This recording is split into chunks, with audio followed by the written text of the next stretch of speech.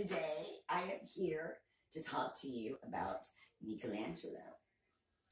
He is an Italian artist that was also called a Renaissance man because he was a sculptor, a painter, an architect, and a poet. One of his works is the statue of David. Did you know that the statue of David is 16.9 feet tall? Man. Do you know David's a biblical character? Did you know it took Michelangelo over 2 years to do David? He wore his clothes and his boots, and he kept them in secrecy until it was completely finished. An article in the New York Times written in January of 2010 stated that David is in the Academy Galleria in Florence, Italy. He's been there since 1873.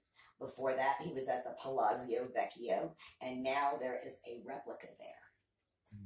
Did you know that Michelangelo's nose got broken when he was 17 years old? A boy named Pietro Torrigiano struck him in the face when they were working on frescoes in the Carmine Chapel, causing permanent disfigurement. Another of Michelangelo's works can be seen in the Sistine Chapel in the Vatican, which houses over 300 figures that Michelangelo painted on the ceiling from 1508 to 1512. A myth exists that Michelangelo painted these figures while laying on his back, but this is not true. He painted standing up. This topic is about Michelangelo di Lodovico Bronte Simoni. He is an Italian sculptor, painter, architect, and poet of the High Renaissance era. We will talk about his background, his works, and why he is considered the greatest artist of all time. Michelangelo was born March 6, 1475, in Caprice, Italy, near Tuscany. His mother took ill and passed away when he was 6 years old, so he went to go live with his nanny and her husband in Sevignano, where his father owned a marble quarry and a small farm. In 1488, at age 13, Michelangelo was apprenticed to Ghirlandaio in Florence. He learned different forms of art and was allowed to study corpses to get a better understanding of the human body. In November of 1497, the French ambassador to the Holy See, Cardinal Jean de Villehiers, commissioned him to carve a Pieta, a sculpture showing the Virgin Mary grieving over the body of Jesus. By the time he was 24 years old, he had finished the Pieta, which is located in St. Peter's Basilica. Giorgio Vasari, a contemporary of Michelangelo, said, "It is certainly a miracle that a formless block of stone could ever have been reduced to a perfection that nature is scarcely able to create in the flesh."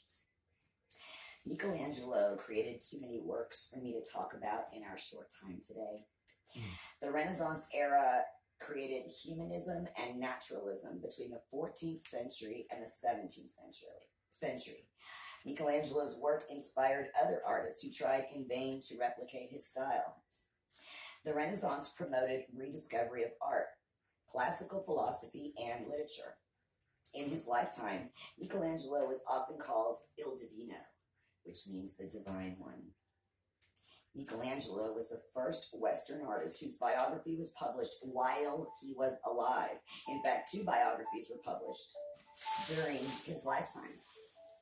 One was written by Giorgio Vasari, who stated that Michelangelo's work transcended that of any artist, living or dead. He said, and I wrote, "Supreme in not one art alone, but all 3. The poem. I found a poem written about Michelangelo by John Mark Green.